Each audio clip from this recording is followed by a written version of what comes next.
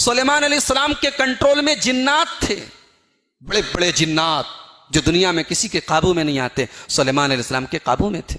सुलेमान अलैहिस्सलाम जो हुक्म देते थे जिन्नात करते थे। तो हजरत सुलेमान ने जिन्नात को हुक्म दिया कि तुम बैतुल मुक़द्दस की तामीर करो। अल्लाह अकबर। बैतुल मुक़द्दस की तामीर कौन कर रहा है? जिन्नात कर रहे हैं। ये दुनिया की अजीब व गरीब इमारत है, जिसका लेबर, जिसका मिस्त्री, जिसका मजदूर कौन है? जिन्नात। जिन्नात बड़े बड़े पत्थर उठा के बना रहे हैं बैतुल मुक़द्दस को। हजरत सुलेमान अलैहिस्सलाम खड़े होकर के इंस्ट्रक्शन दे रहे हैं, हुक्म दे रहे हैं कि इस पत्थर को यहां पे लगा दो, ये दीवार ऐसी बना दो, ये छत ऐसी बना दो। और जिन्नात बैतुल मुक़द्दस की तामीर का काम कर रहे हैं। अभी ये काम चल ही रहा है। सुलेमान अलैहिस्सलाम अपनी लाठी लेकर के लाठी पर टेक लगा करके खड़े हुए हैं और इंस्ट्रक्शन दे रहे हैं कि बैतुल मुक़द्दस की तामीर करो। फलम्मा क़दैना अलैहिल मौता मा दल्ला अला मौतिही इल्ला दाब्बतुल अर्ज़ि ताकुलु मिन साता। कुरान कहता है कि हजरत सुलेमान की मौत का टाइम आ गया।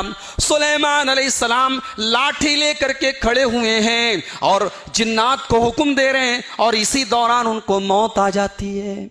हजरत सुलेमान खड़े खड़े इंतकाल कर जाते हैं, उनके बदन से रूह निकल जाती है और लाठी के सहारे उनकी बॉडी, उनकी डेड बॉडी लाठी के सहारे खड़ी हुई है। जब हजरत सुलेमान की लाठी को कीड़े ने खा लिया, घुन ने खा लिया, जब उनकी लाठी कीड़े ने खा करके खत्म कर दी और सुलेमान अलैहिस्सलाम की डेड बॉडी जमीन पर आ गई। फलम्मा खर्रा, जब उनकी बॉडी जमीन पर आ गई, उनका बदन जमीन पर गिर गया। तबय्यनतिल जिन्नु अल्लौ कानू यालमूनल गैब मा लबिथू फिल अज़ाबिल मुहीन। तो जिन्नात को भी पता चल गया कि हमें गैब का कोई इल्म नहीं है। अगर हमें पता होता सुलेमान को मौत आ चुकी है तो उनके मरने के बाद भी हम खड़े होकर के काम न कर रहे होते, हम मजदूरी न कर रहे होते, हम उनके इंस्ट्रक्शन पर काम न कर रहे होते। हमें गैब की बात मालूम नहीं, हमें मालूम नहीं कि मौत कब आएगी। तो मौत कब आएगी इसका ताल्लुक गैब से है मेरे प्यारे साथी। 5 चीजें ऐसी हैं जिनका ताल्लुक गैब से है। 5 चीजों की जानकारी किसी को नहीं है। इन्नल्लाह इंदहु इल्मुस्साअह, कयामत कब आएगी सिर्फ और सिर्फ अल्लाह को मालूम है। व युनज़्ज़िलुल गईस, बारिश कब होगी, कितनी होगी, कहां होगी, अल्लाह को मालूम है। हमारे यूपी के अंदर बारिश नहीं हो रही है, गर्मी है, लोग परेशान हैं। और बंबई के अंदर इतनी बारिश हो रही है, ट्रेन नहीं चल पा रही है, फ्लाइट नहीं उड़ पा रही है, एयरपोर्ट पर पानी भरा, स्टेशन पर पानी भरा, रोडों पर पानी भरा। पानी कब कितना बरसेगा, कहां बरसेगा, किसी को नहीं मालूम। मौसम का जो विभाग है, जो वेदर रिपोर्ट देने वाले हैं, वो एक अंदाजा लगाते हैं। हाँ, आज यादगीर के अंदर बारिश होगी, आज बीजापुर में बारिश नहीं होगी, आज कर्नाटक में बारिश होगी। वो एक तखमीना लगाते, एक अंदाजा लगाते, उनका अंदाजा गलत भी होता है।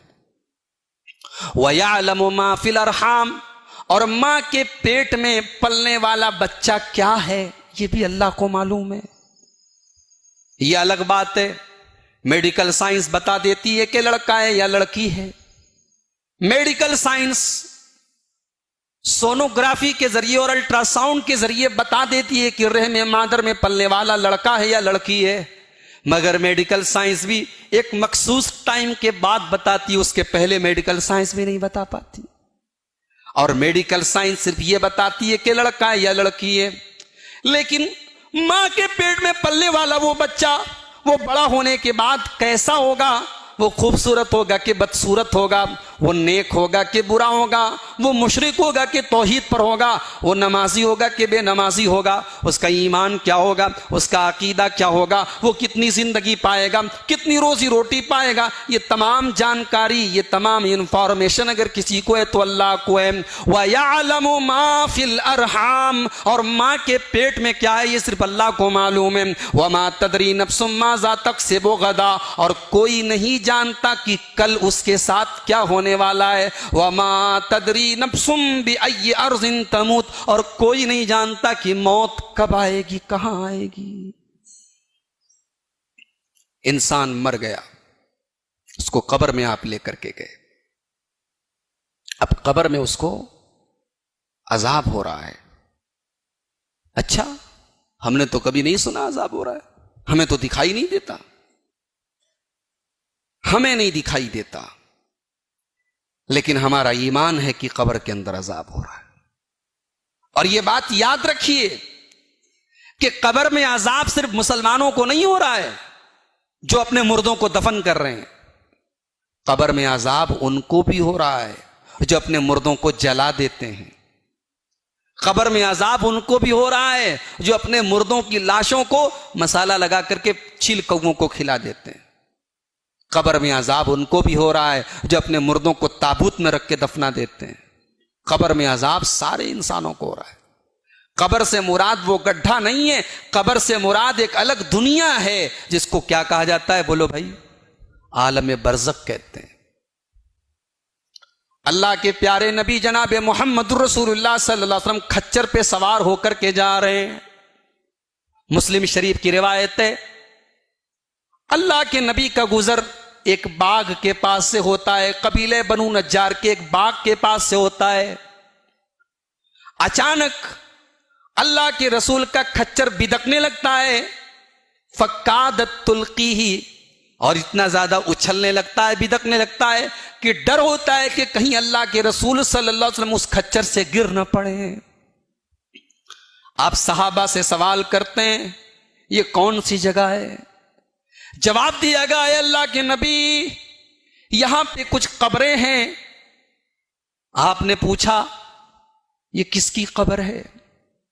मैं यारिफु अस्हाब हाज़िहिल क़ुबूर, इन कब्र वालों को कौन जानता है? एक सहाबी कहने लगे, आए अल्लाह के नबी, मैं जानता हूं, ये किसकी कब्र है? आपने फरमाया, ये लोग किस हालत में मरे थे, इनका इंतकाल किस हालत में हुआ था? सहाबी ने कहा, अल्लाह के नबी, इनका इंतकाल शिर्क की हालत में हुआ था, ये मुशरिक होकर के मरे थे। नबी अकरम ने फरमाया, इन हाज़िहिल उम्मत तुबतला फी क़ुबूरिहा, ऐ लोगों, मेरी उम्मत के लोगों को कब्र के अंदर अजाब दिया जाएगा, मेरी उम्मत के लोगों को कब्र में आजमाया जाएगा। वलौला अन तदाफनू लदाउतुल्लाह युस्मिअकुम मिन अजाबिल कब्र, और अगर मुझे ये डर न होता कि तुम अपने मुर्दों को दफनाना छोड़ दोगे, तुम अपने मुर्दों को कब्र में ले जाना छोड़ दोगे, तो मैं अल्लाह से दुआ करता कि अल्लाह तुमको कब्र के अजाब को सुना दे। कब्र में जो अजाब हो रहा है अल्लाह तुमको सुना देता, मगर तुमको सुना देता तो तुम अपने मुर्दों को दफनाना छोड़ देते, इसलिए ये मुतालबा मैंने अल्लाह से नहीं किया।